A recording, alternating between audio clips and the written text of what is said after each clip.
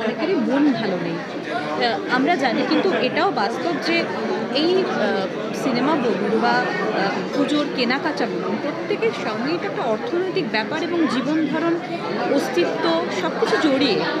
সেই জায়গা থেকে দাঁড়িয়ে আপনি তো মানুষের মন পড়েন, এবং আমরা জানি যে আপনার ছবিগুলোতে প্রত্যেক সময় একটা আলাদা আলাদা বার্তা আসে। তো আপনি সেই জায়গা থেকে দাঁড়িয়ে মানুষকে কি বলবেন? আমি মানুষকে বলবো যে দেখো, জীবন তো থেমে থাকে না, এগিয়ে যেতে হয়। আমার মা এবং আমার বাবা 8 মাসের মধ্যে দুজনে ক্যান্সারে মারা গেছিল। আমার বয়স খুব কম ছিল, খুব স্ট্রাগল করতে হতো। আমি যদি সেই সময়টা ওই শোক যেটা আমার হয়েছিল সেটা নিয়ে যদি আমি পড়ে থাকতাম, যদি আমি বসে থাকতাম, আমার একটা তখন 10 বছরের একটা বোন ছিল, তার বাড়ি ঘরদোর কিছুই ছিল না, তখন সবই ভেঙে গেছিলো। সে তখন আমার কাছে থাকতে চলে এলো। আমি যদি কাঁদতাম, জানো কত লোক আছে যারা দুঃখ চেপে লুকিয়ে, কর্তব্যটা মানুষের আমার মনে হয় পরম ধর্ম, আগে সেটা করবে, কর্তব্যটা পালন করতে হয়। এই আমার জীবিকা আমাকে চালাতেই হবে, আমার কোনো উপায় নেই। আমি যদি আমার জীবিকাটা আমি বন্ধ করে দিই, তাহলে আমি আমার বাচ্চাদের খেতে দেবো কি? তাদের তো দায়িত্ব আমার উপরে, তো আমাকে কাজ করতেই হবে। আমি বলছি না যে শোকটাকে ভুলে যাব, বা যে জিনিসটা হয়েছে সেটার থেকে যদি আমি কোনো শিক্ষা পেয়ে থাকি, সেই শিক্ষাটা আমাকে মনে রাখতে হবে, এটা যেন আবার না হয়। কিন্তু এটা নিয়ে যদি আমি পড়ে থাকি, তাহলে আমিও এগোবে না এবং সমাজও এগোবে না। সবাইকে এগোতে হবে, সবাই একসাথে হাতে হাত মিলিয়ে আমরা এগোবো। যে আমাদের প্রতিবাদ হচ্ছে যে আমাদের ছেলেমেয়েদের সেইভাবে মানুষ করব, যাতে তারা এই জিনিসটা মাথায় রাখে এবং ওরা জানে যে কোনটা ন্যায়, কোনটা অন্যায়, কোনটা ভুল, কোন সময়টা প্রতিবাদ করতে হবে।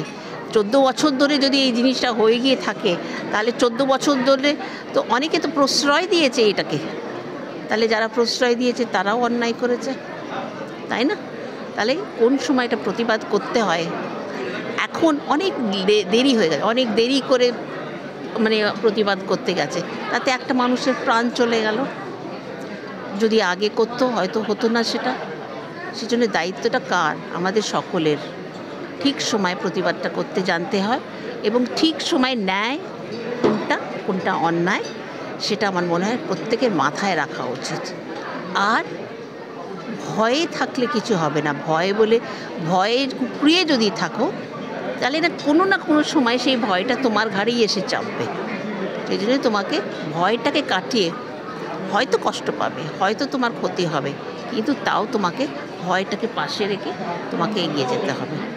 যদি এই ঘটনার পর থেকে মহিলারা ভীষণ ভয় পাচ্ছে, সর্বস্তরে সর্বক্ষেত্রে তারা থ্রেট কালচারের শিকার হচ্ছেন। এইভাবে বিভিন্ন জায়গা থেকে বিভিন্ন মাধ্যমে কথা উঠে আসছে।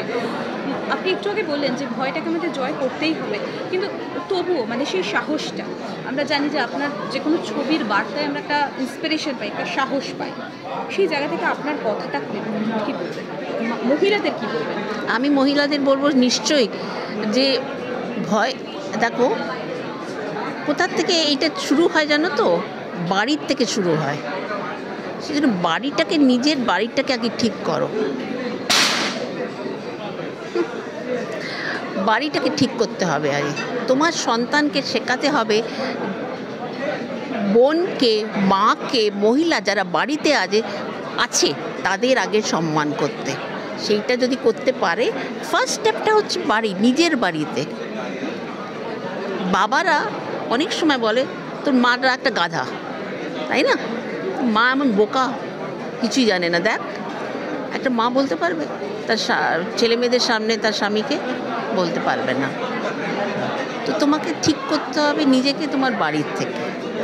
তো এইটা হচ্ছে ফার্স্ট কাজ। নিজের বাড়িতে যদি তুমি নিজের ছেলে মেয়েদের এই ভ্যালিউসগুলো দাও, এই শিক্ষাটা দাও, তার এটা মার দায়িত্ব, তাই না? একটা মহিলারই দায়িত্ব। সেই দায়িত্বগুলো যদি পালন করে একটা মহিলা, আমার মনে হয় অনেকটা আমাদের সমাজ এগিয়ে যাবে। ভালো আমাদের ছেলেমেয়েরা, যেসব ছেলেমেয়েরা এই কথাটা ভাবতে পারে, এই ধরনের কথাবার্তা, তার তাদের বাড়িতে নিশ্চয়ই সেই রকম পরিবেশ নেই, বা নেই বলেই তারা এই অন্যায়ের কথাটা ভাবতে পারে। যদি থাকতো, যদি শিক্ষাটা ঠিক হতো, তাহলে আমার মনে হয় না এই ধরনের পরিবেশ উঠে আসতো আর কি, আমার মনে হয়। সেই জন্য আমার মনে হয় যে প্রথম কাজটা হচ্ছে নিজের বাড়িকে ঠিক করো। আর ভয় যদি পাও, তাহলে এই যে